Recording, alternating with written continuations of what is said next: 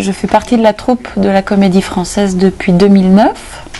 J'y suis donc pensionnaire, ce qu'on appelle pensionnaire. Et je m'appelle Suliane Brahim. Dans la pièce de Marivaux, Le jeu de l'amour et du hasard, je joue Lisette, qui est la suivante, celle qui s'occupe de sa maîtresse qui s'appelle Sylvia. Et en fait, l'histoire de la pièce, c'est que les rôles vont s'inverser. Et donc, mon personnage, Lisette, va s'amuser à jouer et à devenir le rôle de la maîtresse, Sylvia. Donc, elle va se mettre à jouer la princesse. Déjà, on a répété beaucoup. On a répété 2 mois et demi avec le metteur en scène. Et effectivement, oui, c'est vrai qu'il y avait des difficultés, ce qui est plutôt un point positif quand on commence à répéter, parce que ça veut dire qu'il y a un travail à accomplir pour trouver le chemin, pour pouvoir raconter ces personnages, cette histoire. Et là, c'est vrai qu'il y avait la difficulté de la langue de Marivaux, d'essayer d'arriver à la dire aujourd'hui et maintenant, et pour le public d'aujourd'hui, et tout en gardant la sensibilité qu'il peut y avoir chez Marivaux. Donc c'était un peu ce travail-là qu'on a dû faire, qui était très intéressant, difficile, mais je pense qu'on est arrivé à une proposition, en tout cas collectivement, à une forme de spectacle qui peut-être permet de réentendre cette pièce, cette langue, quoi. En même temps, c'est ça qui est assez chouette au théâtre. Par exemple, moi, ça peut m'arriver d'aller voir des mises en scène à Paris où en fait les acteurs parlent en polonais ou en anglais. Peut-être que là, justement, on m'a parlé de ce metteur en scène tunisien que je ne connais pas, et donc j'imagine que c'est en arabe.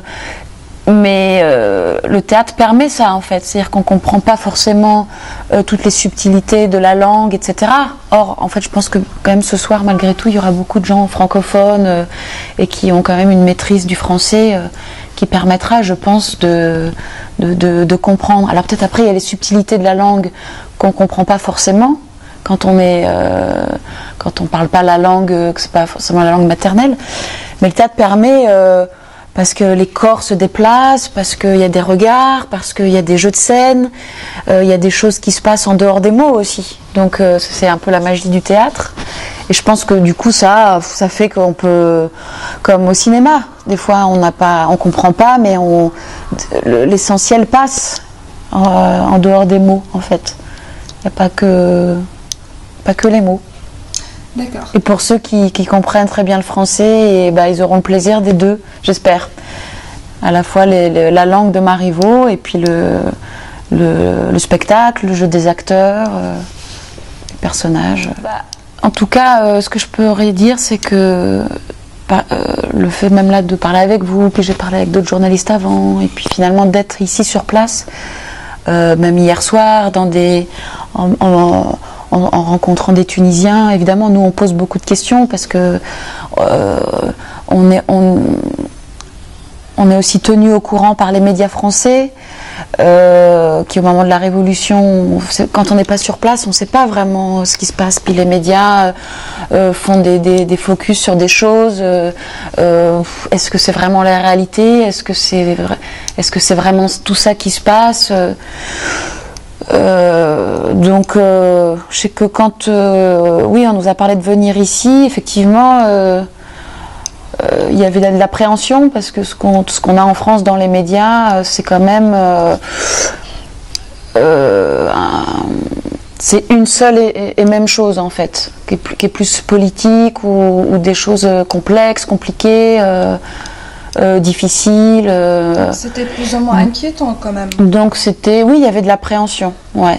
Après, il y a l'administratrice de la Comédie Française, Marie Mayette, qui est venue ici, justement pour organiser les choses, et qui, je pense, voilà, le fait de venir sur place, le fait de rencontrer les Tunisiens, de prendre la température de la vie. J'ai l'impression que la vie continue, que la population reprend son désir de vivre, en fait. Donc, je pense qu'il fallait venir sur place pour s'en rendre compte.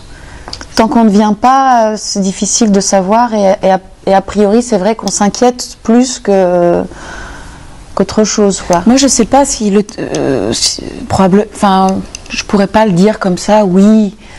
Je sais pas si le théâtre est là pour transmettre des messages. J'ai l'impression que c'est un peu plus que dans la poésie des choses, dans le plaisir des choses. Même moi, quand je suis spectatrice et que je suis touchée par un moment de poésie lyrique, ou d'un seul coup, ou effectivement, je sais pas, oui, on va peut-être parler de la guerre, de choses plus profondes, ou de la mort.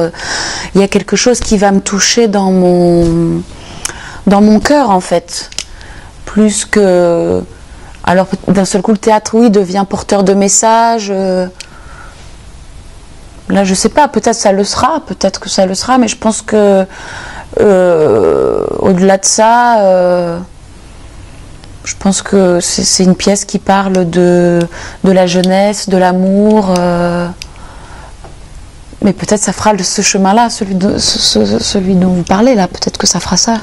C'est vrai que bon, nous, en France, on n'est pas dans cette problématique-là.